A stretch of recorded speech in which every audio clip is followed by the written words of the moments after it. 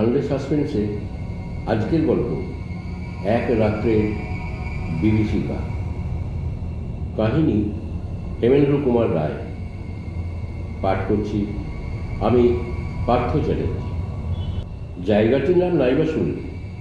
আমার সঙ্গীটির আসল নামও বলবো না, কারণ তার আপত্তি আছে।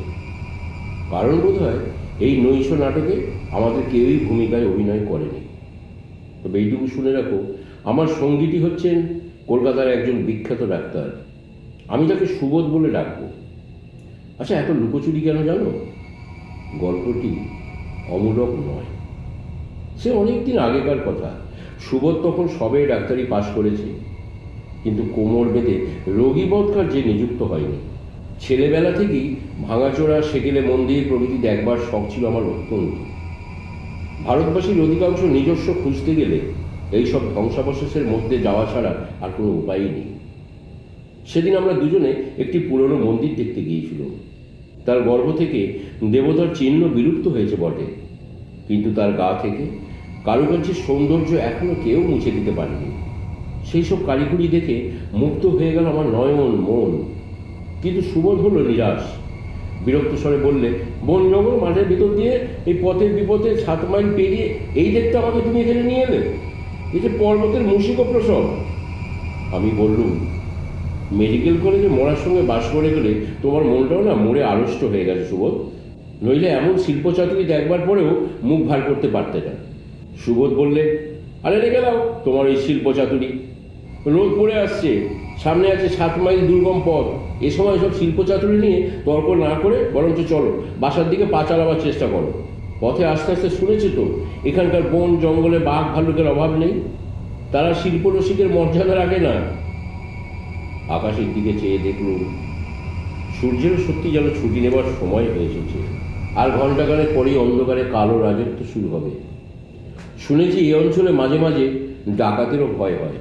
সুবোধ আগেই অগ্রসর হলো, আমিও তার অনুসরণ করলুম। কিন্তু বরাতটা আমাদের ভালো ছিল না। একটা জঙ্গলের ভিতর দিয়ে খোলা মাঠের উপরে পড়তেই দেখলুম আকাশের এক প্রান্ত আচ্ছন্ন হয়ে গেছে কালির মতন কালো মেঘে। সেই দিকে আঙুল তুলে সুবোধ আমাকে বললে, দেখেছ? দেখেছি, মিশ কালো মেঘ, ঝড় উঠবার সম্ভাবনা। সুবোধ বললে, মাঠের ওপর দিয়ে আমাদের প্রায় আরো 2 মাইল হাঁটতে হবে। আসবার সময় আমি দেখেছি মাঠে ওপাশে 3-4 খানা কুঁড়ে ঘর আছে, কিন্তু সেখানে যাবার অনেক আগেই ঝড় আমাদের নাগাল ধরে ফেলবে। তাহলে এখন উপায় খুব তাড়াতাড়ি পাটা চালিয়ে দেওয়া। বলি আমি প্রায় ছুটতে শুরু করলুম, কিন্তু মাইলখানে এগুতেই মেঘের দল এগিয়ে এলো একেবারে আমাদের মাথার উপরে, এবং সঙ্গে সঙ্গে সে কি ঝড়ের তোড়! সুবোধের মাথায় ছিল টুপি। ঝড়ের ছোঁয়া পেয়েই সে পক্ষী ধর্ম অবলম্বন করে ফুরুক করে আকাশে উড়ে গেল। চারিদিকে হু হু গো গো করে গর্জন করছে। পিছন দিকে ঝোড়ো হাওয়া ধাক্কা এবং রাশি রাশি কাপড় ছুটে এসে আমাদের গায়ে বিঁধতে লাগলো যেন ছলরা গুলির মতো। সন্ধ্যার অন্ধকারের সঙ্গে মেঘের কালিমা মিলে আমাদের দৃষ্টি করে দিলে প্রায় অন্ধের মতো। ভাগ্যে ঘন ঘন বিদ্যুৎ চমকাচ্ছিল, নইলে নিশ্চয়ই আমরা পথ হারিয়ে ফেলতুম। কোনো রকমের মাঠটা পার হলুম বটে, কিন্তু গায়ের উপরে পড়লো বড় বড় কয়েক ফোঁটা জল। সুবোধ বলল, এইবার বৃষ্টির পালা আরম্ভ হবে। সামনে একখানা ঘরের মতন কি যেন দেখা যাচ্ছে না? আর ওইদিকে চলো। হ্যাঁ, পাশাপাশি 2-3 খানা কুড়ে ঘরই বটে। একটা দাবার উপরে উঠে দাঁড়াতেই ঝমঝম করে মিষ্টি নামলো মুষলধারে। খানিক্ষণ ধরে হাত ছাড়বার পর সুবোধ দেতো হাসি হেসে বললে, বন্ধুবর, এই শিল্পচাকরি এখন কেমন লাগছে বলো তো? বন্ধু কি ঝড়ো বরসা নাকি কোনো ভরসা? এটা একটা নতুনত্ব ভেবে অনায়াসে উপভোগ করা যেতে পারে। ভবিষ্যতে তোমার ভাবুকতার ফাঁদে আর আমি কখনো পড়বো না। এখান থেকে আমাদের বাসা এখনো 4 মাইলের কম হবে না। এই বৃষ্টি আর অন্ধকারে সেখানে যাওয়া অসম্ভব, আর এখানে থাকাও অসম্ভব। কেন? সারা রাত উপোস করবো? কিন্তু বিধবার মতো উপোস করবার শক্তি আমার নেই। এখনই আমার এত খিদে পেয়েছে যে আমি যদি বাঘ হতো তোমাকে ধরি গপ করে খেয়ে ফেলতুম। বন্ধু বলে মানতাম না। ফিরে দেখলুম আমাদের পিছনে একটা দরজার ফাঁক দিয়ে আলোর লাইন দেখা যাচ্ছে। আমি সেই দরজায় জোরে ধাক্কা দিলুম। দরজাটা খুলে গেল। আরিকের লণ্ঠন হাতে করে একজন স্ত্রীলোক আমাদের দেখেই বিস্মিতভাবে 2 পা পিছিয়ে গেল। কিন্তু তার চেয়েও বেশি বিস্মিত হলুম আমরা। এত বৃহৎ স্ত্রীলোক আমি কখনো দেখিনি। যেমন লম্বায় তেমনি চওড়ায়, এবং কি কালো, কি কুৎসিত! বলতে কি, সে যে স্ত্রীলোক হলো তাকে দেখে আমার বুকের ভেতরটা কেমন ছ্যাঁত করতে লাগলো। স্ত্রীলোকটা ভাঙা ভাঙা বাংলায় বললে, তোমরা কে গো বাবুজি? আপনাদেরকে বেড়াতে এসেছিলাম গো। ফেরবার পথে এই ঝড় বৃষ্টি, আমাদের বাসা এখান থেকে অনেকটা দূরে, আজ রাত্রে এখানে থাকবার ঠাঁই হবে? সে বললে, আমরা ভারী গরিব, এই নোংরা ঘরে তোমরা থাকতে পারবে কি? খুব পারবো, খুব পারবো। অবশ্যই কাল সকালে তোমাকে ভালো করে বকশিস না দিয়ে আমি যাবো না। স্ত্রী লোকটা খানিকক্ষণ কি যেন ভাবলে, তারপর বললে, আচ্ছা তবে এসো। আমরা ঘরের ভেতরে গিয়ে দাঁড়ালাম। সে লণ্ঠনটা তুলে নিয়ে বললে, আমার সঙ্গে চলো। সে ঘর থেকে বেরিয়ে পাশের ঘরে গিয়ে স্ত্রী লোকটি বললে, বাবুজি, এই ঘরে তোমাদের থাকতে হবে। চারিদিকে একবার চোখ বুলিয়ে নিলুম। মাঝারি আকারের ঘর, মেঝেময় ছাগলের বিষ্ঠা, মেটে দেয়াল, উপরে খড়ের ছাউনি, একদিকে দেয়াল ঘেঁষে একটা সস্তা দামের আলমারি দাঁড় করানো রয়েছে, কিন্তু তার পাল্লায় কোনো কাঁচ নেই এবং ভিতরেও কোনো তাক নেই। আর একদিকে একখানা দড়ির খাটিয়া। সারা ঘরটা এমন ভোটটা দুর্গন্ধ যে নাকে কাপড় চাপা দেওয়ার ইচ্ছা হলো। স্ত্রী লোকটি বললে, বাবুজি, তোমরা রাতে খাবে কি? সুবোধ বললেন, আমরা তোমাকে ঠিক ওই কথাটাই জিজ্ঞাসা করতে যাচ্ছিল। বলি, রাতে আমরা খাবোটা কি? তোমাদের বাড়িতে খাবার টাবার কিছু নেই? দুটি চাল আছে, আর কিছু নেই বাবুজি, আমরা তো বড় গরিব। সুবোধ নিরমাল স্বরে বললে, বেশ, আজ ওতেই চলবে আমাদের। স্ত্রী লোকটি বললে, বাবুজি, তোমরা মোরগ খাও? মোরগ অর্থাৎ ফাউল? নিশ্চয় নিশ্চয় খাই। আমার মোরগ আছে বাবুজি। সুবোধ অত্যন্ত উৎসাহিত হয়ে বললে, হ্যাঁ, তোমার মোরগ আছে, তবে কে বলো তুমি গরিব? মোরগ তো রাজভোগ। আচ্ছা, এখন এক কাজ করো, এই টাকাটা তুমি নাও, আর কাল সকালে তোমাকে আরও 3 টাকা বকশিস দিয়ে যাবো, কেমন? বলি সে ফস করে পকেট থেকে তার মানিব্যাগটা বার করলে। স্ত্রীলোকটার 2 চোখ হঠাৎ কেমন জলজল করে উঠল। তার সেই দৃষ্টির অনুসরণ করে দেখলাম সুবোধ তার ব্যাগ খুলছে এবং ব্যাগের ভিতর থেকে বেরিয়ে পড়েছে কয়েকখানা নোট। ঠিক সেই সময় দরজার কাছ থেকে কর্কশ খেড়ে গলায় কে যেন বললেন, মনিয়া, এ মনিয়া, এরা কারা? চমকে দেখি দরজার ফাঁক দিয়ে উঁকি মারছে আর একখানা বিভৎস মুখ, কালো পাথরের থালার মতো গোল মুখে, 2 ফাটার মতো চোখ, থ্যাবড়া নাক, ছ্যাটার মতো খোঁচা খোঁচা গোপ এবং হিংস্র যন্ত্রের মতো বড় বড় দাঁত, যেন মা দুর্গার অসুর। মনিয়া অর্থাৎ সেই স্ত্রী লোকটা তাড়াতাড়ি বললে, বাবুজিরা আজ এখানে থাকবে, তুই চল, তোকে আমি সব বলছি। সেই 2 অদ্ভুত ও ভয়াবহ মূর্তি অদৃশ্য হবার পর আমি বিরক্ত স্বরে বললুম, সুবোধ, এই স্ত্রীলোকটার সামনে কে তোমাকে ব্যাগ খুলতে বললে? কেন ভাই, কিছু অন্যায় হয়েছে নাকি? অন্যায় হয়েছে কিনা তা রাতেই বুঝতে পারবো। একেতেই অজানা জঙ্গলের জায়গা, ঝড় বাদলের রাত, আর আমাদের এই অসহায় অবস্থা।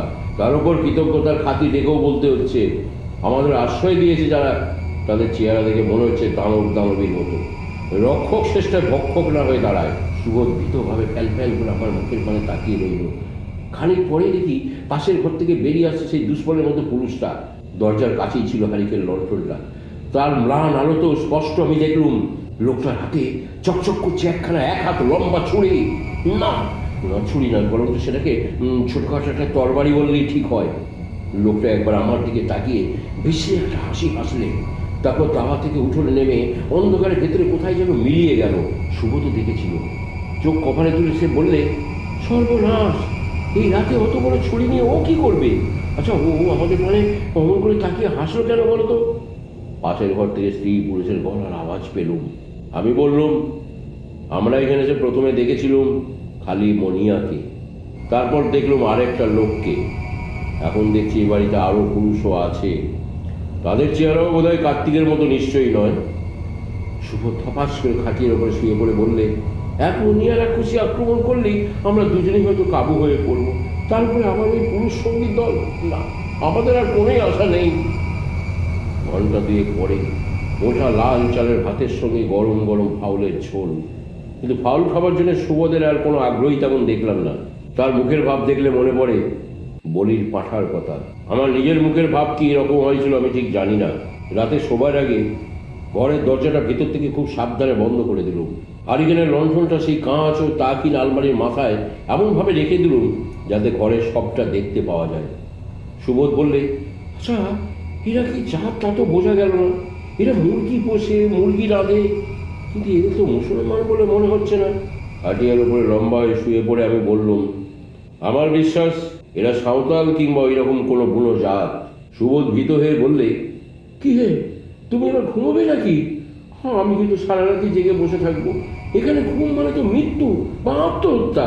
তুমি যদি পাহারা দিতে রাজি হও, তাহলে আর আমি শুধু শুধু জেগে মরি কেন?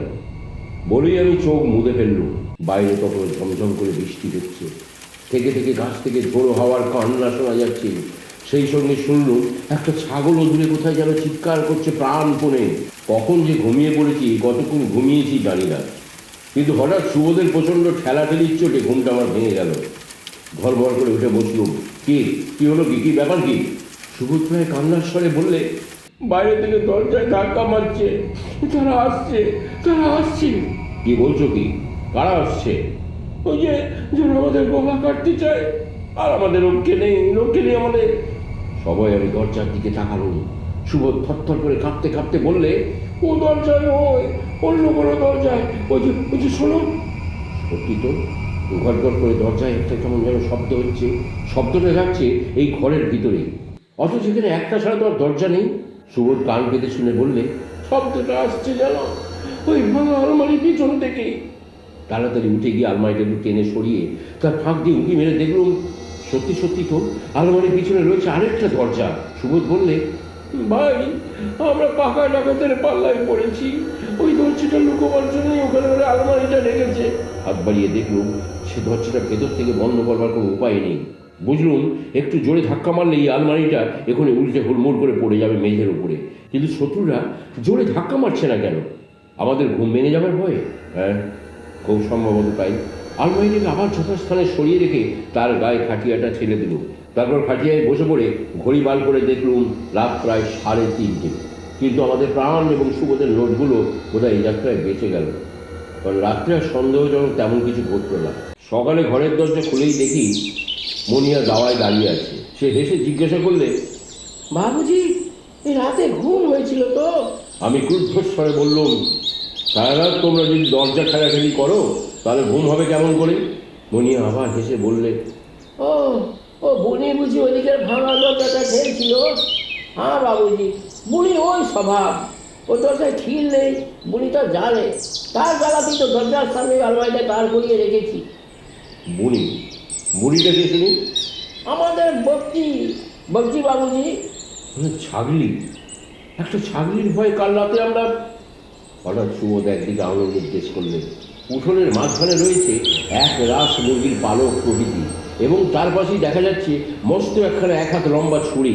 তাহলে কাল রাতে সেই লোকটা এই ছুরিখানা নিয়ে বেরিয়েছিল মুরগি কাটবার জন্যে। বিদেশ বিভুই, ঝড় বাদল, নিশুতি রাতে অচেনা মানুষের বিকট চেহারা, বৃহৎ ছুরি, লুকোনো দরজা এবং ছাগলি, বনের গৃহপ্রবেশের চেষ্টা প্রভৃতি সব একসঙ্গে মিশে আমাদের ভীরু মনের ভেতরে যে ঘোরতর বিভীষিকার জগৎ সৃষ্টি করেছিল। সকালের সূর্যালোকে তা উড়ে গেল কুয়াশার মতো। নিজেদের মনে মনে লজ্জাও যে হচ্ছিল না এমন কথা বলতে পারি না, এবং অনুতাপ হচ্ছিল যথেষ্ট। হতে পারে মনিয়া বা তার সঙ্গীরা চেহারায় অপ্সরীদের মতো নয়, কিন্তু এই দুর্যোগের রাতে গহন বনে আমাদের মতো অনাহত অতিথিদের আশ্রয় ও আহার্য দিয়ে তারা যে যত্নদানটা করেছে, তার মর্যাদা না দিয়ে আমরা যে তাদের উপরে অতি অকৃতজ্ঞের মতো হীন সন্দেহ করেছি, সেই অপ্রিয় সত্যটাই আমাদের মনকে আঘাত দিতে লাগলো বারংবার। বলা বাহুল্য, সুবোধের অঙ্গীকৃত 3 টাকা বকশিস পরিণত হলো পঞ্চমুদ্রায়। এই অভাবিত সৌভাগ্যে মনিয়ার কালো মুখের ওপর দিয়ে বয়ে গেল মিষ্টি হাসির একটা তরঙ্গ।